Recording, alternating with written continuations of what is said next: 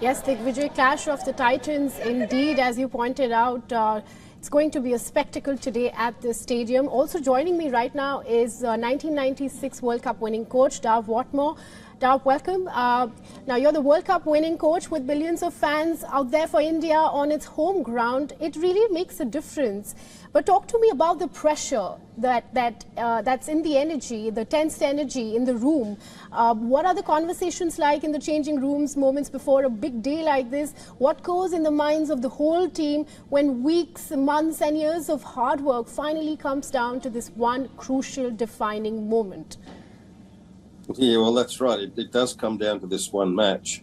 And you ask about, the preparation, the last-minute preparation of individuals. They're all different. You will have a variety of ways in which players will get themselves up for a big match. Some, like to be really quiet. Others will talk a lot. Others will be just doing things and not saying much. It is really up to that individual to ensure that when they begin competition that they're in the best frame of mind. And this particular game, yes, there is a lot more people, a lot more interest, a lot more noise as we all understand it to be. There'll be pre-match requirements apart from the national anthems, which has been happening right through.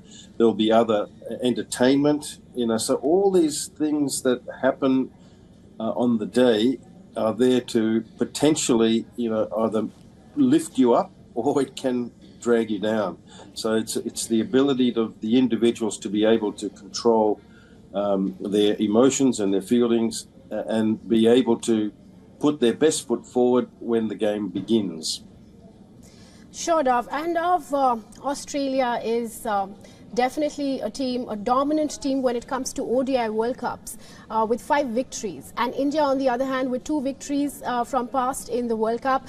It has been dominant, unanimously dominant in this World Cup.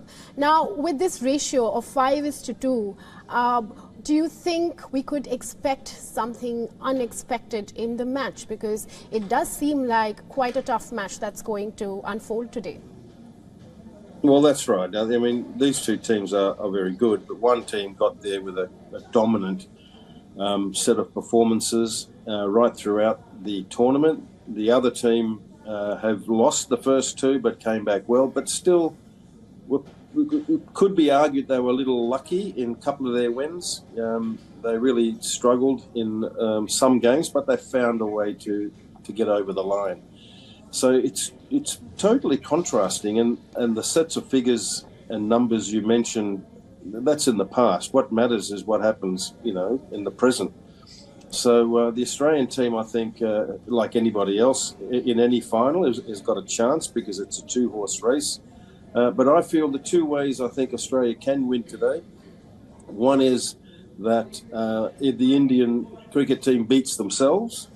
And the other way in which I think Australia can win is if there's another superhuman individual effort like the one we saw with Glenn Maxwell against Afghanistan in the one caddy just a short time ago. So, but other than that, the standout team has been India. All pundits and critics and followers will agree that that they should win the game because they are just at the moment superior to any other. Sure, let's go straight to Digvijay now. He wants to come in and talk to us more about what we should expect from today's match. Digvijay, over to you.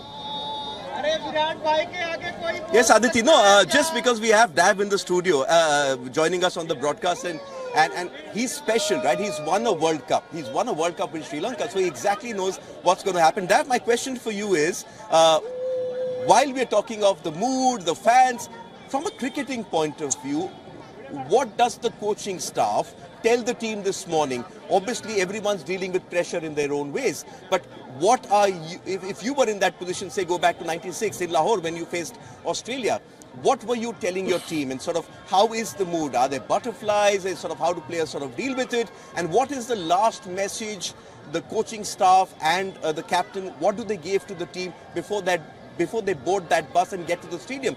Because you can't escape. All through that route, India are only going to see a sea of blue. That's right. Look, I do recall even myself ensuring that I keep as calm as possible and try and to give off signals that is in control and totally in calmness. Before leaving the hotel, of course, depending on when they have their final meeting, sometimes teams like to do it just before they get on the bus. If that's the case, then the final instructions will have been completed, and you just board the bus and you come to the ground. But when you do come to the ground, that's when it really starts to hot up, and the test begins in being able to control whatever emotions you have. So, as a coach and coaching staff, I'm sure that they will all, collectively try to create a very calm atmosphere, just to keep things level-headed.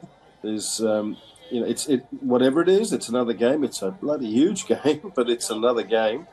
So we just try to, as best as you can, to try and treat it as such. But it is a World Cup final. Dav, you're talking about a calm atmosphere. That's for the teams. I'm going to step out of the frame because I'm going to ask our Indian fans here to sort of create some noise and show that they are not calm. So, you here to see India win the World Cup. The stage is yours. Enjoy. While I talk over this is everyone, just wearing blue. Very few of them not in blue. There are banners for Virat Kohli. The Indian tricolour flying high all over Ahmedabad, this area of the stadium, sort of people streaming in. This is, I need to thank you, Dav. You're the one who pushed me and said, you need to get down to Ahmedabad and sort of get to this World Cup final, because I've been at a football World Cup final, but this Indian fans sort of create a different sort of energy and passion, and we are seeing that. We already have another poster which I really like. This is Mahendra Singh Dhoni and Kapil Dev, the two Indians previously to have sort of won the World Cup. And you already have Rohit Sharma standing there with the trophy. It's not his yet. There's still Australia on the other side, and they have to beat them. But if India win this, I can tell you, there's going to be one massive, massive party, not just in Ahmedabad, but all over India. Back to you, Aditi. Yes, Digvijay, indeed. With bated breath, the whole nation and India, the hosts, are eyeing their third World Cup title.